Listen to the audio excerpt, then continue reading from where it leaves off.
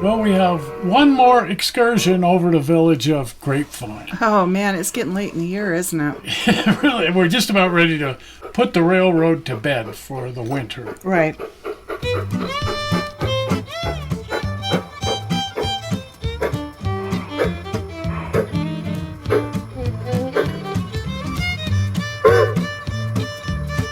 So, in theory, the Village of Grapevine is now finished. Oh, okay. Except that on a model railroad, is anything ever really finished? I was just going to say that, but for now. For now, unless something else pops into mind and says, let's do this, I think this is it.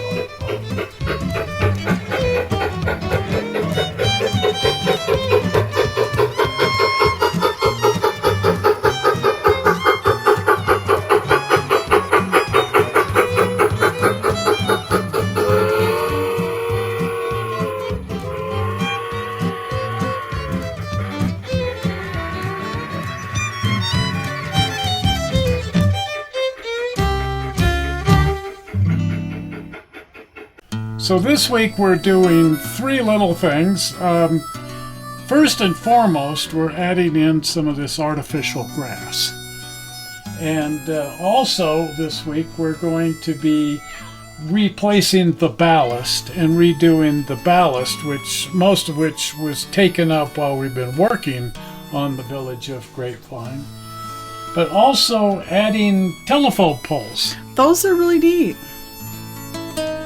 Yeah, going all the way back to the 1800s, there were always, out of necessity, at least telegraph poles paralleling the tracks, because you have to be able to communicate up and down the line or you can't run trains. That's true.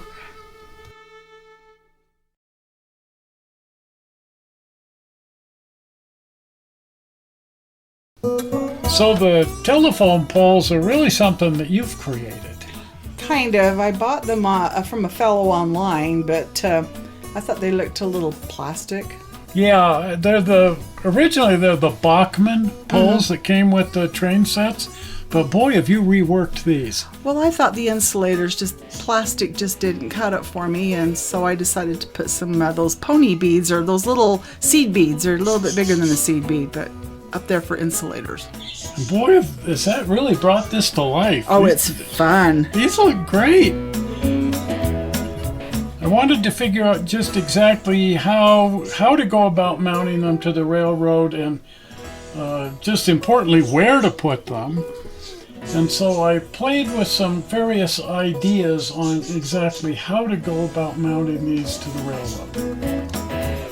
My original thinking on this was to use the little plastic holders that the telephone poles came with and simply screw the holders to the benchwork and then place ballast and scenicking materials or whatever around the bottom of those so that you couldn't see that they were there, in an effort to keep the top of the railroad as waterproof or water resistant as possible.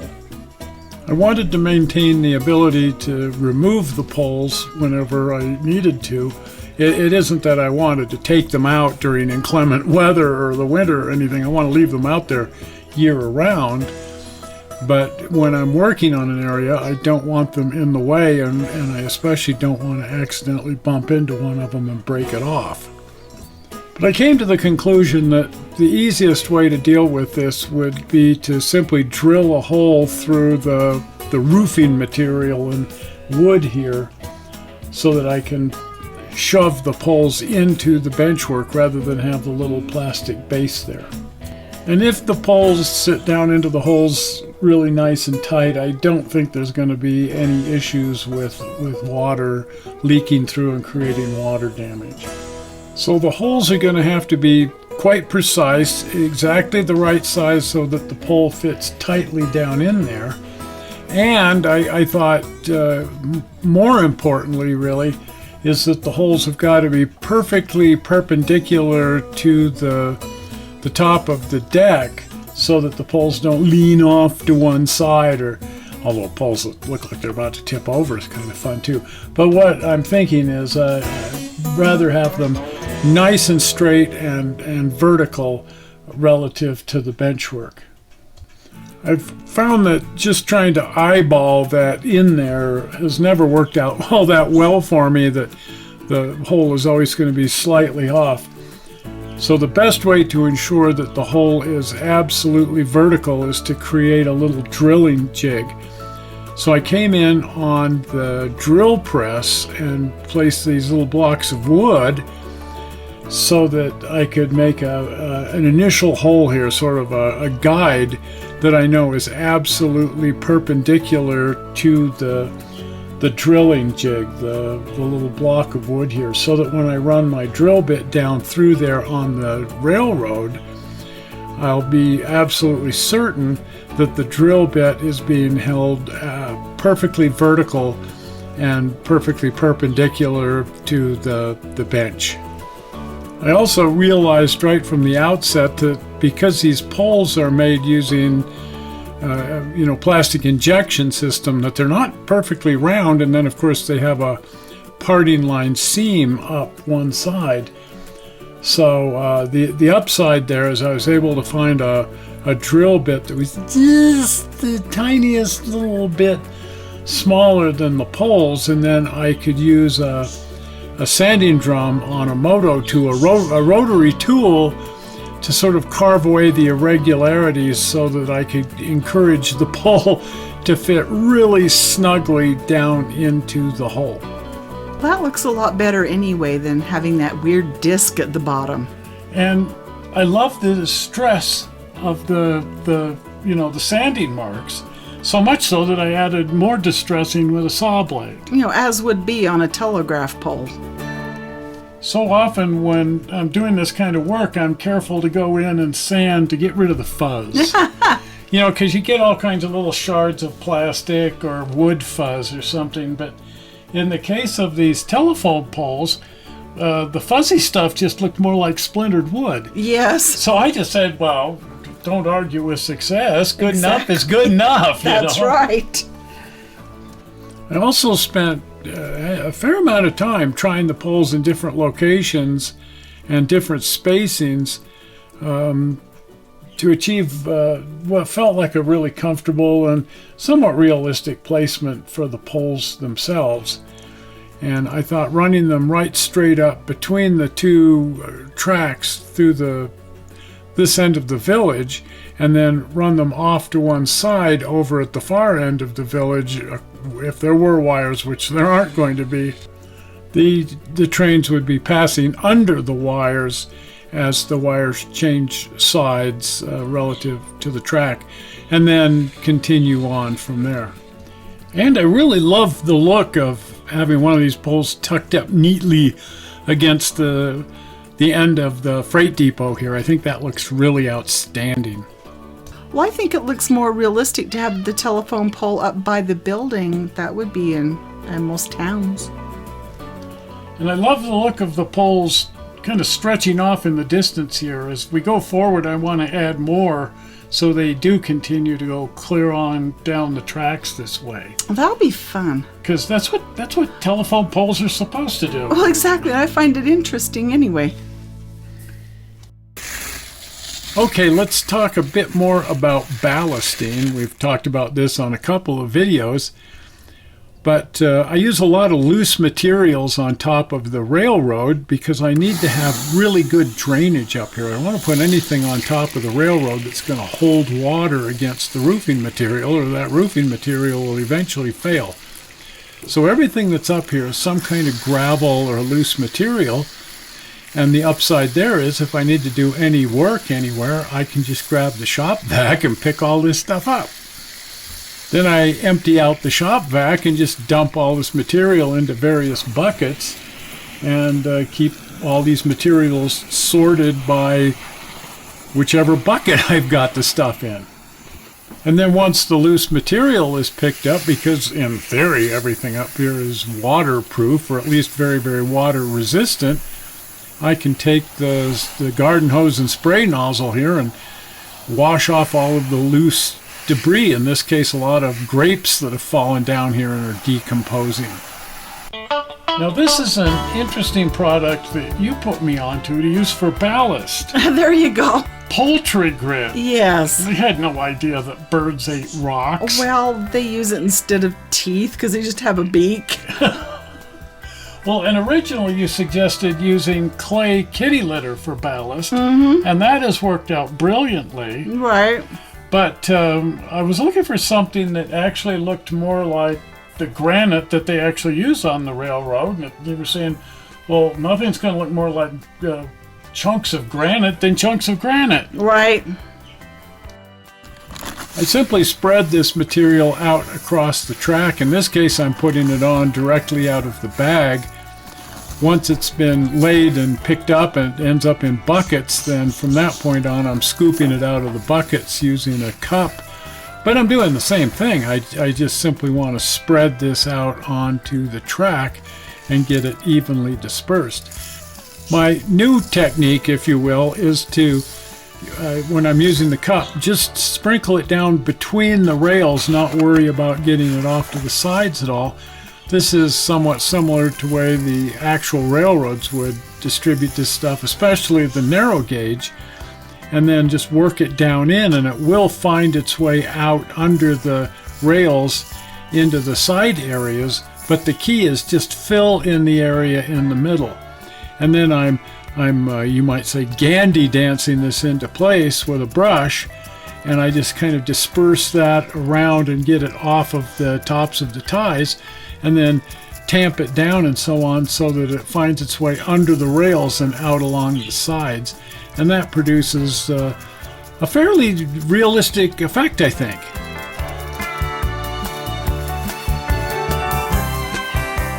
When I first do this, there's a lot of just sort of loose and random material up here, but the first good rainstorm washes away the looser powders and stuff, and also helps set this stuff down in. And if I want to speed that process up, well, there's always the garden hose and the spray nozzle. Now in the area over by the Nevermind, I'm using clay kitty litter. It's just that really most basic of kitty litters that you can buy at Walmart. That's just pure crushed clay, no additives of any kind, and certainly no colors, and just disperse it the exact same way. In this case, the looser materials, there's quite a bit of this loose clay, and it will find its way up onto the rails and onto the ties, and I really like the effect over here by the Nevermind. But I've always been a bit concerned that those loose materials will collect up on the top of the rail and prevent electrical flow, although I must say it's never been an issue. We're using Yagas Creek rail and ties throughout the entire outdoor part of the railroad, using the same rail indoors but hand spiking it. But they use a very robust, high-quality nickel silver that I frankly have never cleaned, and it works just fine. I will take just a soft cloth and wipe this loose material off the top of the rail so it doesn't get all over my wheels, but it's never been an issue.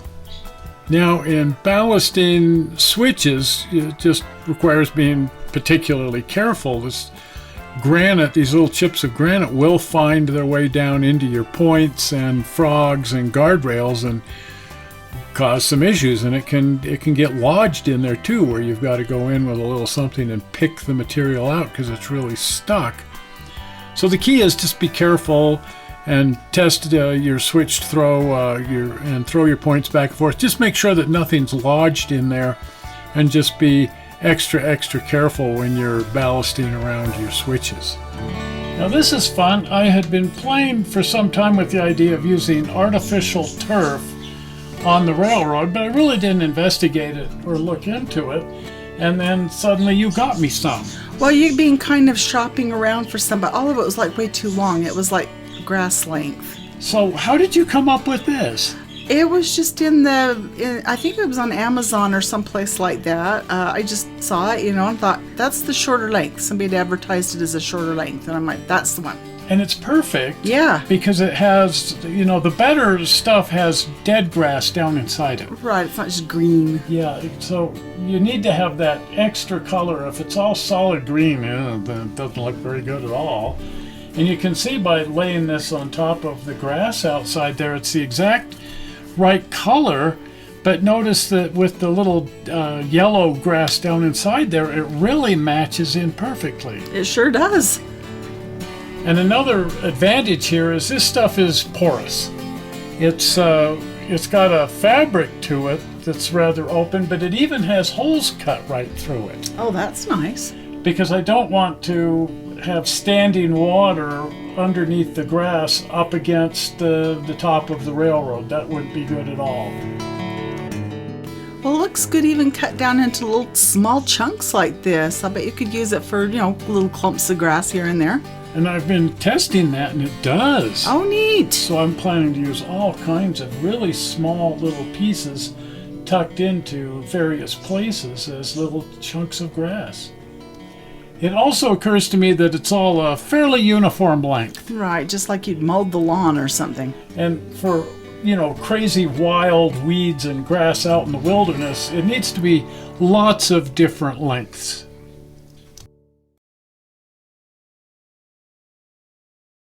So I'm using for this the exact same tin snips that I used for cutting out the turf in the first place. And as you can see, I'm just getting right down onto the mat material without cutting into it, of course, and just shortening the grass in a lot of different places. I want it to be very, very variegated in its height, so that some places it's cut right down to the mat. In fact, in most places it's cut down almost right to the mat, revealing a lot of that dead grass material that's down inside there, while some of the tufts of grass are allowed to be full height. And in a lot of these areas, that means that you can actually see the really dark brown mat material at the bottom of this whole thing, which really looks great. It looks like bare earth showing through. I've also been using that same acrylic caulking material that I'm using for sealing all of the seams around the roofing material.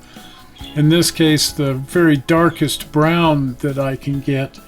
And I'm sealing the edges of this material just around where it meets with the track and so on, because I don't want the edge of it to show. And then I allow some of the ballast and so on to get embedded in that material, and I think that looks great. In areas where the hill is particularly steep, I'm really short cropping it, revealing the shortest possible grass and more of the mat showing through, because it feels more like a steep slope if the grass is cut really short like that. I'm also cutting out some small little pieces of this stuff to glue down in areas where I want just little tufts of grass sticking up alongside a building or something. Just by way of reference, here's a little tuft of wild grass that's found its way into the crack between our shed and driveway. And this is the effect that I'm after, just these little tufts of grass with the dead grass material kind of mixed in with it. So my process here was to just cut out these little swatches and shape the edges and trim the grass down the same way I'm doing on the big wide sheets of it, and keep testing these in place till I like the look of it, and then glue it down using this same dark brown acrylic caulk that I've been using. And then pressing that down into place so that some of the acrylic caulk kind of mooshes out around the edges, and then even place some dirt or ballast into that caulk. If the caulk shows through, it usually looks just fine, and typically what I'm looking for is to have dirt or ballast pressed right into that caulk. Of course, when I vacuum up my ballast for doing maintenance or cleaning, this stuff is going to stay behind, and that's just fine. And then once the ballast is back down, the edges sort of disappear, and it looks amazing. I put these tufts of grass around two of the poles, at the bottom of the poles where they would be in somewhat more wild and unmaintained areas, and then in other places the poles just go straight down into the ground without any tufts of grass. Now, just like with the shed, I want to have certain little areas where there's these little tufts of grass up along the foundations of some of these buildings, because that has a nice wonderful look to it. I don't want to do that everywhere, or it just looks kind of hokey. But little tufts here and there, I think, add a good deal of randomization.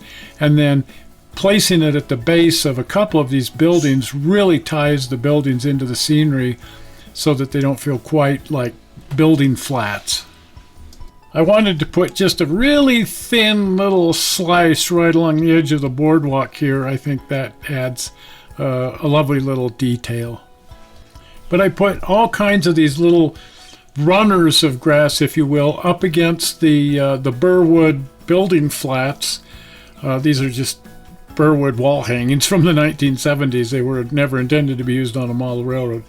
But at any rate, I put little tufts of grass at the base of them. It covers up the base and really ties it neatly into the scenery. Well, that sure gives it a nice layered effect. I would think I'm really in a neighborhood or by an old barn or something. Yeah, it breaks up the idea that these are just plastic flats. Exactly. And then here where the little path goes up between the buildings, I wanted to put lots of grass on both sides so that the little stone walkway up through there feels more natural. Okay, now the LGB streetlights. I really like these streetlights. They fit the scene perfectly. But they're mounted on a great big huge wide base for stability, which is great, but I don't like the look, so I wanted to cover up the big wide base so that all you actually see is the post. And because of the thickness of the base, I knew that the edge of it was going to show, nothing I can do about that, and I don't actually want to glue the tufts of grass to the lamp.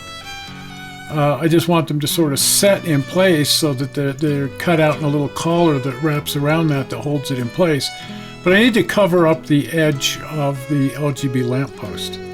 So the very first thing I did is just painted these bases using outdoor rated craft acrylic paints from the craft store, and just sort of painted them in a dark brown color similar to the glue color where it shows around the other areas.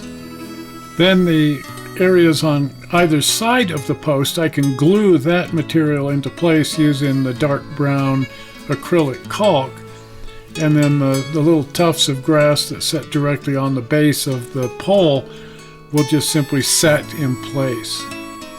And then from certain viewing angles, you're always going to be able to see the edge of the post down there. But by having it painted in the dark brown color, it helps disguise the fact that it's just part of the post. And then just like I'm using loose crushed granite and kitty litter as ballast on the track, here in the street I'm just using sifted down dirt, actually out of Steve's yard. I like the color of the dirt over there. And then sifting that down and dumping that in the street, it gives the street a nice earthen quality, but I can also move it up against these edges here and help cover up the edges of the posts. Once I get this stuff in place where I more or less like it, then I come through with just a little spritz bottle and lightly spray some water. It just sort of helps set the soil in place. It's still not going to hang around. It'll blow away and whatnot, but if I don't spritz it down with water, it'll immediately blow away. And it mostly just kind of sets the color down into the roofing material without interfering with the function of the roofing material. The water tower proved to be an ever so slightly different situation, so I cut out sections of the grass and matched that to the edge of the water tank. But the water tank needs to be something that I can just lift up for maintenance. None of these buildings are attached in any way to the benchwork, and that also holds true of the water tank. I need to be able to just lift it out of there. So the edges of the grass matching into the edge of the water tank this way kind of keys it in place so it just drops in where it belongs. And then I came in and snipped down around the grass to match that in and make it feel more natural as it approaches the water tank. Then again, using the outdoor rated acrylics, which aren't all that good at being outdoor, but it looks just fine even after it starts peeling away. At any rate, I painted the cement footings here in a cement color. And then using the dark browns, including a burnt umber here, to paint in the ground so that I can place tufts of grass. And I'm going to just, in this case, glue tufts of grass directly on top of this base, but I need to make sure that the color underneath, because it's going to show through in many places, that the earthen color between the tufts of grass matches the color of the tufts of grass.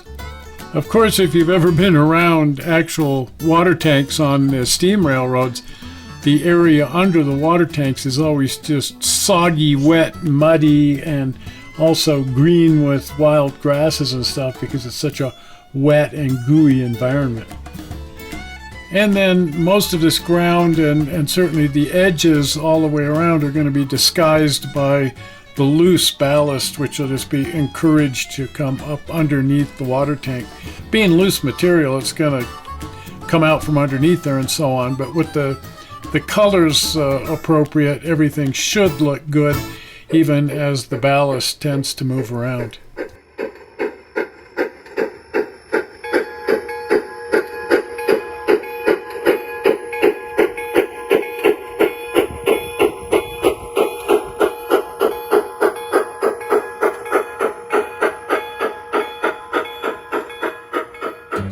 Well, that looks really good. My goodness, I can't believe the difference. And the variegation in height that way, boy, that just really helped a lot. Exactly. And being able to see areas where the mat is coming up through is just, I'm really happy. Oh, I am too. That looks great. And using the acrylic caulk here to create kind of a muddy boundary, that turned out really great too. Oh, look at that.